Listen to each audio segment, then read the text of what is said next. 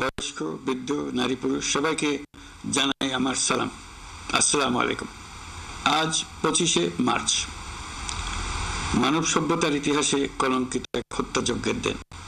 1971 সালের আজকের রাতে পাক হানাদার বাহিনী নিরপরাধ, নিরস্ত্র, ঘুমন্ত বাঙালির উপর নির্মমভাবে গুলি চালিয়ে হাজারো মানুষকে হত্যা করেছিল।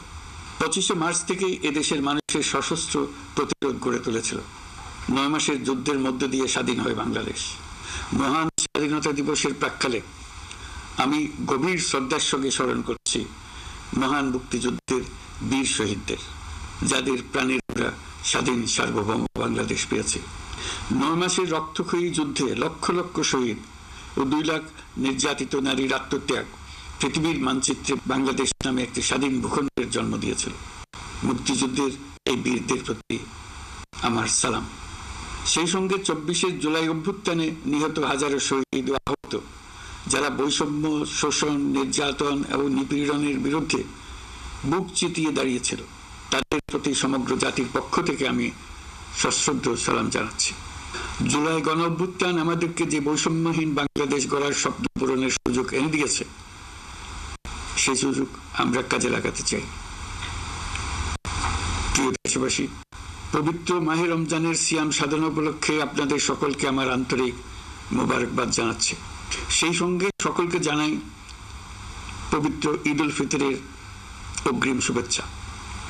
ঈদ মুবারক। এবারের ঈদ স্মরণীয়ভাবে আনন্দদায়ক হোক, এই কামনা করছি। বর্তমান সরকার দায়িত্ব গ্রহণের পর থেকেই দ্রব্যমূল্য নিয়ন্ত্রণে জোর ব্যবস্থা নিয়েছে। রমজান ও ঈদে বড় চ্যালেঞ্জ ছিল জিনিসপত্রের দামের লাগাম টেনে ধরা, বিদ্যুৎ সরবরাহ নিশ্চিত করা। এই রমজানে যাতে কোনো পণ্যের দাম বেড়ে না যায় এবং বিদ্যুৎ সরবরাহ যেন বিঘ্নিত না হয়, সেই জন্য আমরা সর্বোচ্চ চেষ্টা করেছি। রমজান মাস জুড়ে সরবরাহ চেনের প্রতিবন্ধকতা কঠোরভাবে প্রতিহত করতে সব ধরনের ব্যবস্থা আমরা নিয়েছি। দেশের সকল জায়গা থেকে খবর এসছে যে এই রমজানের দ্রব্যমূল্য আগের তুলনায় কমেছে, জনগণ স্বস্তি পেয়েছে। দাম নিয়ন্ত্রণে এই প্রচেষ্টা চলমান থাকবে।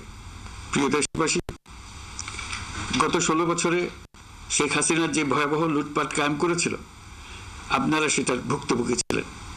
ছাত্র জনতার অভ্যুত্থানের মুখে তারা পালিয়ে যাবার সময় এক লন্ডভন্ড অর্থনীতি ঢেকে গেছে।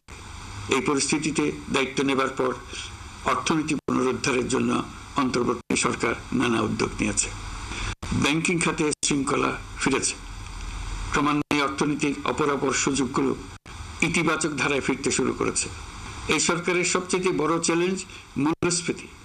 ফেব্রুয়ারিতে মূল্য 9.32% নেমে এসছে, যা 22 মাসের মধ্যে সর্বনিম্ন।